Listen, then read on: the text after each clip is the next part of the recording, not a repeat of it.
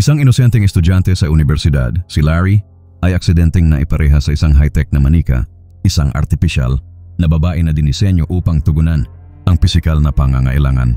Upang hindi mabaon sa utang na 50 milyong baht, kinakailangan niyang makipagpalakpakan sa robot ayon sa kontratang hindi niya sinasadyang mapasukan.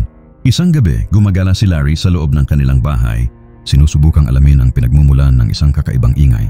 Sa wakas, binuksan niya ang isang pintuan at nasilayan ng isang lalaking may maskara na tila nag-e-enjoy sa piling ng isang babae. Nilapitan siya ng kahina-hinalang lalaki at binigyan siya ng isang nakakakilabot na titig. Nagising si Larry mula sa bangungot, isang paulit-ulit niyang panaginip. Pumasok ang kanyang ama na si Ginoong Nuway, isang tanyag na artista sa pelikulang para sa matatanda, upang pagsabihan siya na hinaan ng ingay. Ilang sandali lang, bumalik muli si Mr. Nuway sa kanyang pag-shoot. Narinig ni Larry mula sa katabing silid.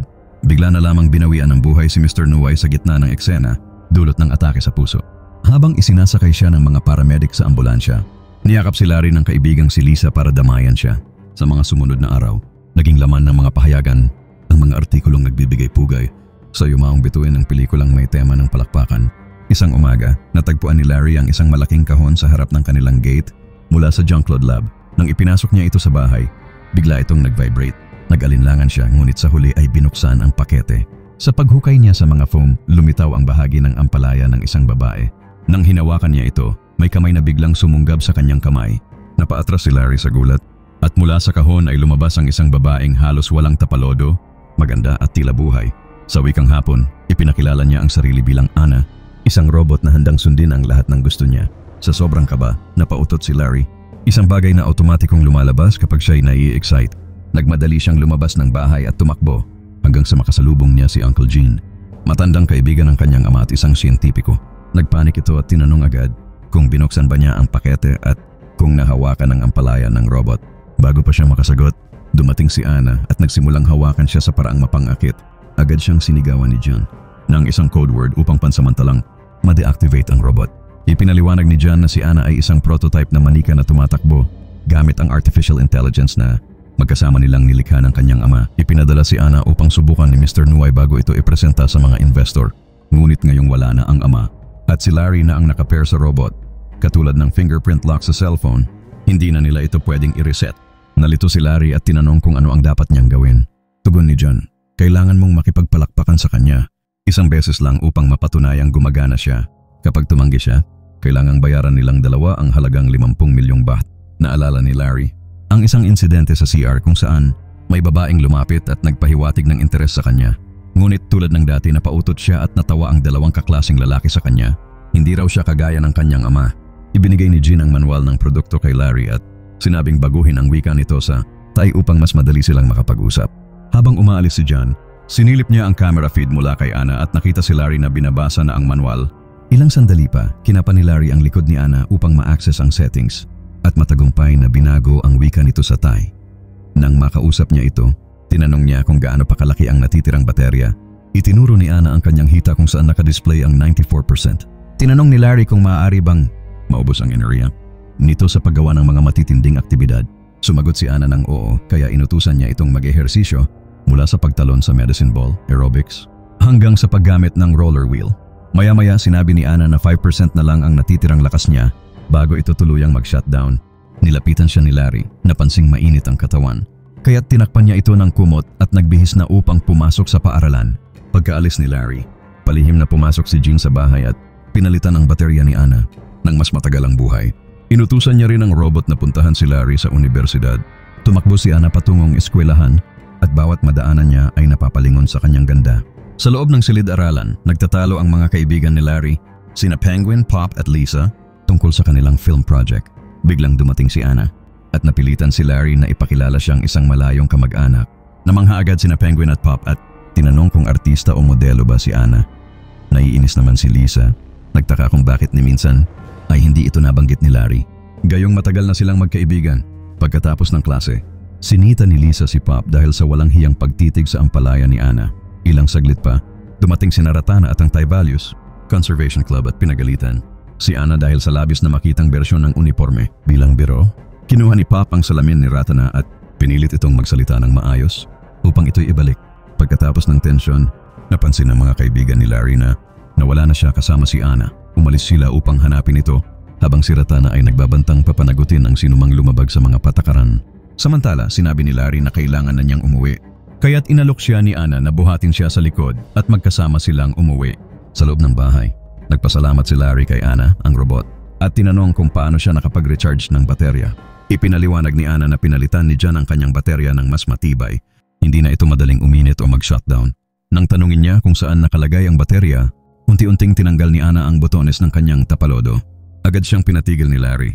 Sakto namang dumating si Lisa at sinabing tama ang kanyang hinala, hindi talaga sila magkamag-anak. Bigla na lang ibinuka ni Ana ang kanyang mga binti upang ipakita kung saan eksaktong nakalagay ang kanyang baterya. Napamulagat si Larry at Lisa sa gulat. Ilang minuto ang lumipas at ipinaliwanag ni Larry ang buong sitwasyon sa kanyang kaibigan. Iminungkahi ni Lisa na baka pwedeng si Pop or Penguin na lang ang makipag-interact kay Ana. Ngunit sinabi ni Larry na may safety protection system si Ana na nangangahulugang aatakihin niya ang sinumang lalapit sa kanya na hindi siya ang registered owner. Hindi kumbinsido, tinangkang hawakan ni Lisa ang ampalayan ng robot. Pero agad siyang kinuryente, kinagabihan.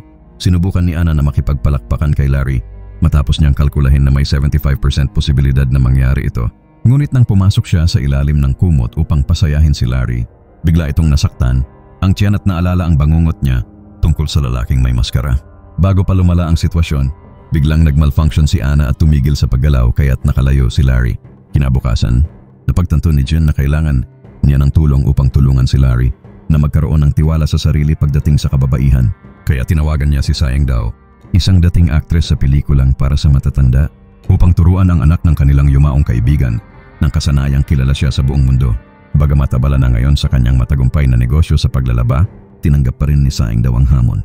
Ilang sandali pa dumating si Sayang Dao sa bahay ni Larry at lahat ng lalaking nadaanan niya ay napatitig sa kanyang kagandahan.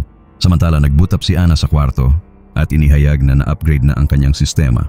Sa sala, naging emosyonal si Sayang Dao habang pinag-uusapan ang yumaong si Mr. Nuay. Tinanong niya si Larry kung nangyayari pa rin ang kakaibang kondisyon nito, ang pagutot kapag na-excite, at ito'y kanyang inamin.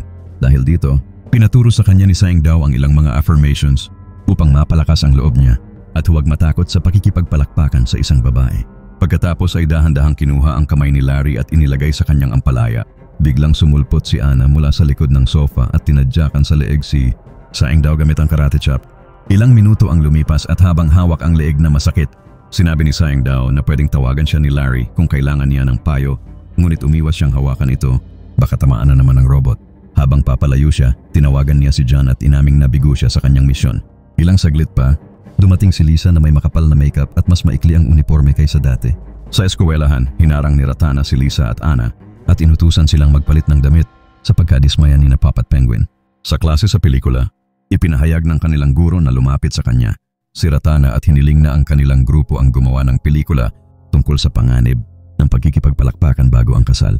Una, ayaw sana ng grupo, pero sinabi ng guro na pwede itong gawing final project at bibigyan sila ng matataas na marka kung maganda ang kalalabasan.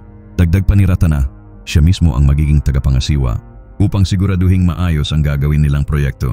Kaya't nagtungo ang grupo sa bahay ni Larry dahil naroon ang kumpletong kagamitan sa dating studio ng kanyang ama. Pakiusap ni Larry kay Lisa, huwag ipaalam sa iba ang tunay na katauhan ni Ana. Sa labas ng gate, nakita nila si Sayang Dao. Agad siyang nakilala ni Penguin at nagpakilalang tagahanga sa loob ng studio na ang mga kaibigan ni Larry sa mga kakaibang kagamitan at props na naiwan ng ama niya. Habang pinag-uusapan nila ang kwento ng pelikula, tinanong ni Sayang Dao kung bakit kailangang ipalaganap ang ideyang bawal ang palakpakan na activities bago ikasal. Para sa kanya, mas mainam na itaguyod ang ligtas at responsableng pakikipagpalakpakan. Bigla na lang sinabi ni Larry na dapat tapusin na muna ang meeting. Pakiramdam niya ay hindi seryoso ang mga kasama. Kinagabihan, muling tinangkang akitin ni Ana si Larry na makipagpalakpakan, ngunit hindi siya pinansin ng binata at nag-focus na lang sa kanyang mga takdang aralin. Nang tanungin ni Ana kung anong bumabagabag sa kanya, inilahad ni Larry ang pangambang dulot ng 50 milyong baht na utang na isinisi niya sa kanyang ama. Aniya, akala ng mga tao ay cool ang maging anak ng pinakatanyag na adult film star, pero ang totoo'y kabaligtaran. Nang tanungin ni Ana kung anong klaseng ama si Mr. Nuay, sinabi ni Larry na isa itong mabuting ama. Pero minsan pakiramdam niya'y sinusubukan lang nitong itama ang mga pagkukulang ng nakaraan. Gayunpaman, anuman ang pagkakamali nito, mahal na mahal niya pa rin ito. Nagkomento si Ana na nahihirapan siyang maintindihan ang konsepto ng pag-ibig. Ipinaliwanag ni Larry na kapag natutunan mong tanggapin ang kabutihan at kahinaan ng isang tao, doon mo malalaman na tunay mong mahal siya. Pinroseso ni Ana ang impormasyon at insave ito sa kanyang memorya. Tinanong ni Larry kung maaari ba siyang matutong magmahal at sinabi ng robot na umaasa siyang darating ang araw na mararamdaman din niya ito gaya ng isang tunay na tao. Kinabukasan, habang nagsushooting na sila ng pelikula, palihim na naglagay si Lisa ng pampadulas sa sahig bago tinawag si Ana palapit. Habang papalapit si Ratana, nadulas siya sa likidong ikinalat sa sahig. Sa kasamaang palad, nagmalfunction si Ana nang tumama ang kanyang ulo sa sahig. Kaya't agad na lumapit si Larry upang tingnan kung ayos lang siya. Kinagabihan, tumawag si Larry kay Jan upang humingi ng tulong. Pinayuhan siya ng siyentipiko na i-restart ang robot at ayusin muli ang kanyang data. Ilang minuto ang lumipas, muling nagbukas si Ana at sinabing maayos na siya. Tinanong niya kung kaya ginawa ni Lisa ang ginawa niya dahil galit ito sa kanya. Pero sinabi ni Larry na hindi intensyon ni Lisa na saktan siya. Bagamat tila mayabang ito, mabait talaga siyang tao. Nagtanong ang robot kung mahal ba ni Larry si Lisa. Sinagot niyang mahal niya ito bilang kaibigan at nagpapasalamat siya dahil palagi itong nariyan sa mga panahong pinakakailangan niya ng karamay. Naalala niya ang isang pagkakataon kung saan pinatigil siya ni Lisa matapos siyang apihin ng mga kaklase sa palikuran. Dahil dito, sinabi ni Ana na kahit pabago-bago ang ugali ni Larry, masaya pa rin siyang kasama. Tinanong niya kung ito ba ay pagmamahal. Tinanong din niya kung ano ang nararamdaman ni Larry para sa kanya. Sa halip na sumagot, pabirong sinabi ni Larry na mas magaling na siyang makipag-usap ngayon matapos niyang i-reorganize ang data niya. Nang tumayo na siya para umalis, nakiusap ang robot na manatili. Nasa tabi niya habang siya'y nagcha-charge ng baterya. Magkayakap silang natulog sa kama. Kinabukasan, nagulat si Larry nang makitang naliligo si Ana habang suot ang napakapayak na bikini. Ipinaliwanag ng robot na 2 beses siyang naliligo sa isang araw dahil mahalaga ang kalinisan. Nabigla at kinabahan si Larry at bigla niyang naalala muli ang kanyang bangungot bago tumakbo palabas ng banyo. Sa banyo ng mga babae, humingi ng tawad si Lisa kay Ana at sinabi ng robot na hindi siya galit. Nang tanungin kung bakit, pinatugtog ng robot ang usapan nila ni Larry kagabi kung saan sinabi ni Larry na mabait si Lisa. Naalala rin ni Lisa ang unang beses nilang pagkikita. Iniligtas siya ni Larry mula sa isang manyakis sa kalye sa pamamagitan ng pagsipa sa lalaki at doon siya nagpakilala sa binata.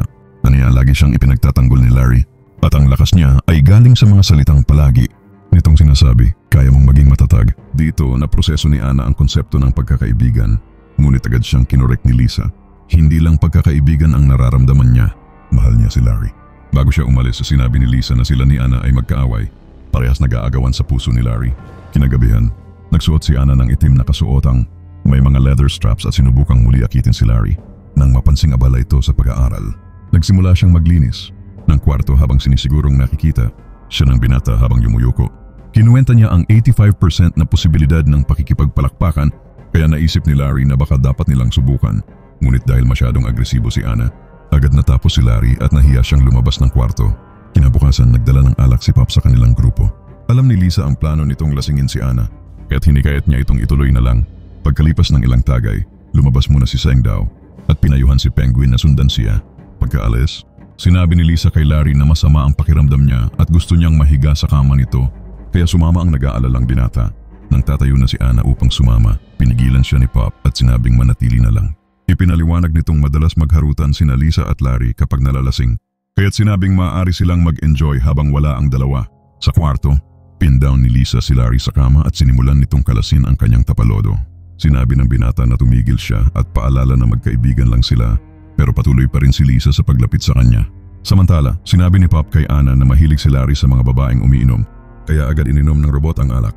Dahil dito, nagmalfunction at nanigas si Ana at sinamantala ito ni Pop para matulog kasama ang robot. Sa laboratorio, nakatanggap si John ng alerto na may ibang taong humihipo kay Ana, kaya agad siyang tumawag kay Larry. Sa kwarto, sinusubukang halikan ni Lisa si Larry, pero naiwasan siya nito. Nang tangkain itong kalasin ang pantalon ng binata, itinulak siya nito at sinagot ang tawag.